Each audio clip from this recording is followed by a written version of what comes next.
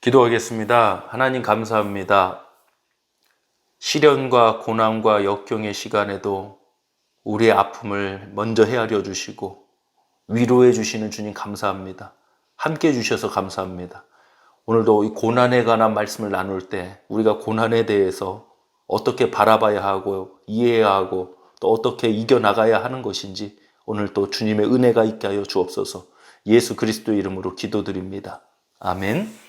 하나님 말씀 나누겠습니다. 베드로전서 2장 18절로 21절 말씀입니다.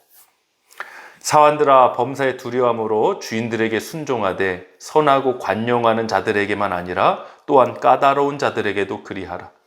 부당하게 고난을 받아도 하나님을 생각함으로 슬픔을 참으면 이는 아름다우나 죄가 있어 매를 맞고 참으면 무슨 칭찬이 있으리요. 그러나 선을 행함으로 고난을 받고 참으면 이는 하나님 앞에 아름다우니라.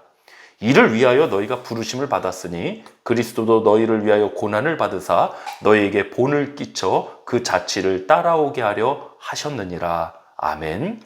베드로전서 2장 18절로 21절을 본문으로 죄로 인한 고난만 있는 것이 아니다. 죄로 인한 고난만 있는 것이 아니다. 라는 제목으로 하나님 말씀 전하겠습니다.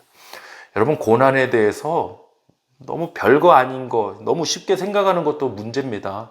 그런데 고난만 찾아오면 무조건 이 죄로 인한 고난이다. 특히 우리 크리스찬들이 어떤 고난, 어떤 질병의 문제, 재정의 문제 찾아오면 무조건 죄로 인한 고난이다. 이것도 사실 너무 치우친 해석이에요. 물론 죄로 인한 고난도 있습니다.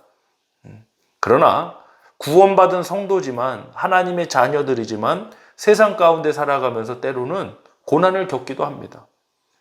예수님 생각해 보세요. 예수님 죄가 없으신 분이에요. 아니, 죄가 없으신 분인데도 고난을 당하셨어요. 죄가 없으신 분인데도 죽임을 당하셨어요. 그럼 이 세상에는 분명히 뭔가 문제가 있는 거 아닙니까? 아니, 죄가 없는 분이 왜 고난을 당하십니까? 죄가 없는 분이 왜 죽임을 당해야 합니까? 그만큼 더군다나 인류의 메시아로 오신 분을 우리는 십자가에 매달았습니다. 그만큼 이 세상에는 문제가 있다는 거예요. 세상에 악이 있다는 거예요. 우리가 이것을 이해하고 고난의 문제도 바라봐야 된다고 오늘 말씀을 나누고 싶습니다. 고난하면 생각나는 사람이 대명사처럼 욥 아니겠습니까? 고난당하는 욥을 위로하려고 세 친구들이 찾아왔습니다.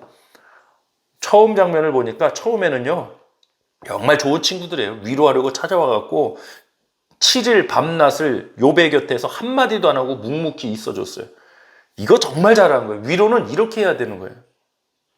힘들고 어려움 중에 있는 사람에게 자꾸 뭘 이렇게 해야 된다, 저렇게 해야 된다.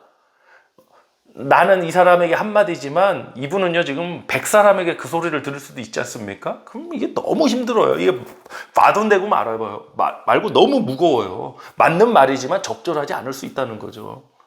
근데 욥의 친구들이 처음에는 그렇게 안 했습니다. 근데 7일째가 지나고 욥이 이제 말하기 시작하면서 거기에 대해서 반론을 주고받고, 제가 성경을 읽으면서도 그 현장에서 이 고난당한 사람이 이것까지 겪으려면 정말 힘들었겠다, 이런 생각밖에 들지 않습니다. 신학적인 대화도 오가고 어떤 신앙적인 이야기도 오가고, 근데 결국엔 이런 논리더라고요. 세 친구들은 욥 친구야, 네가 고난을 당하는 것은 정말 안타까운 일이다. 근데 네가 고난을 당한 것은 분명히 네가 하나님께 뭔가 잘못한 게 있다. 분명히 너에게 문제가 있다. 죄가 있다. 이런 식입니다. 사탄이 욥을 청구할 때 하나님 앞에 뭐라고 그랬습니까? 까닭 없이 하나님 경외하겠습니까? 까닭 없이 하나님 섬기는 거 아닙니다. 까닭 없이, 이유 없이. 우리는 항상 이유 없이 이거에 붙들려 있어요. 이게 사탄의 논리예요. 이유 없이 하나님 섬기는 거예요? 이유 없이 하나님께서 우리를 사랑하시고 축복하시는 거예요? 뭔가 이유가 있어요. 그러니까 아가페를 모르는 거예요. 하나님의 은혜를 모르는 거예요. 이게 사탄의 논리인데, 사실 우리도 적지 않게 그렇게 이야기하는 게 너무 많아요. 네가 당신 고난당하는 거 보니까 뭔가 이유가 있어. 세상에 악이 존재해요, 여러분. 세상에 지금 뭐랄까요? 세상의 시스템이 지금 정상입니까? 뭐 많이 좀 발전하고 뭐 이렇게 편해진 세상이긴 하지만 과연 이 세상이 온전히 완전하다고 말할 수 있습니까? 분명히 악이 존재하잖아요. 어떻게 이런 일이 생길까? 이런 일도 너무 많지 않습니까? 세상엔 악이 존재해요. 죄인이기 때문에 죄로 인한 고난도 있지만 세상에 존재하는 그 악으로 인해서 악의 영향력으로 인해서 고난을 받을 때도 있다라는 거예요. 특히 이 가운데 복음을 외치는 우리 크리스찬들에게 찾아오는 고난도 분명히 있어요. 근데 무조건 죄 때문에 그렇다?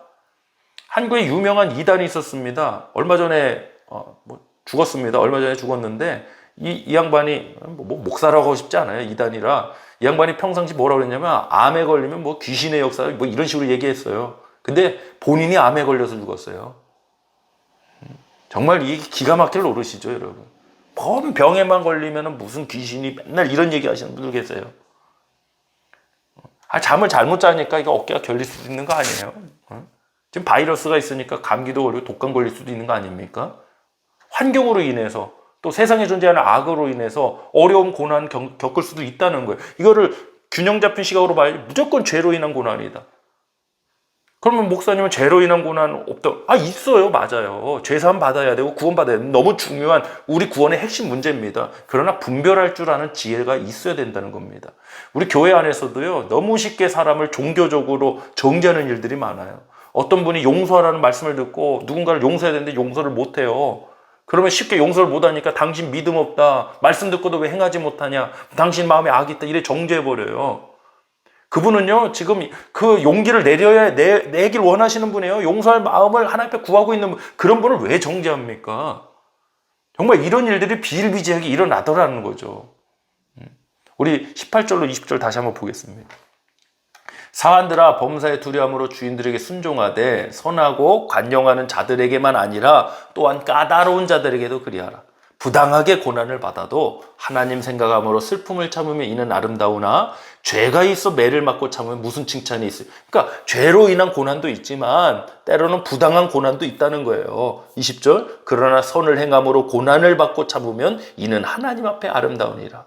죄로 인한 고난을 참으면 안 됩니다. 이건 회개해야죠. 죄사함 받아야 됩니다. 근데 선을 행함으로 고난을 받고 참으면 이는 하나님 앞에 아름다운, 이거는 부당한 고난에 관한 말씀이에요, 여러분. 우리 부당하게 고난당하는 경우도 참 많습니다.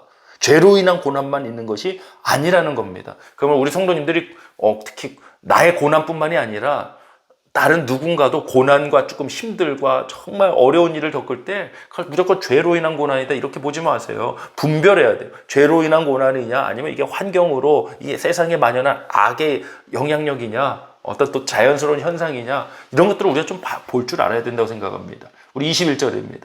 이를 위하여 너희가 부르심을 받았으니 그리스도도 너희를 위하여 고난을 받으사. 예수님도 뭐 받으셨어요? 고난 받으셨습니다. 너희에게 본을 끼쳐 그 자취를 따라오게 하려 하셨느니라. 아멘.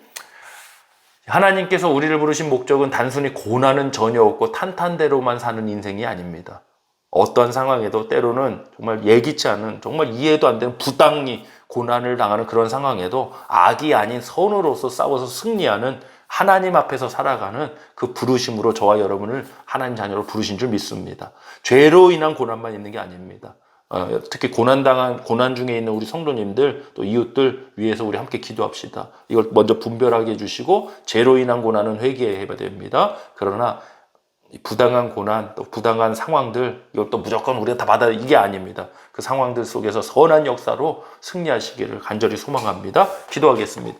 하나님 감사합니다. 오늘 고난에 대해서 짧게 말씀 나눴습니다.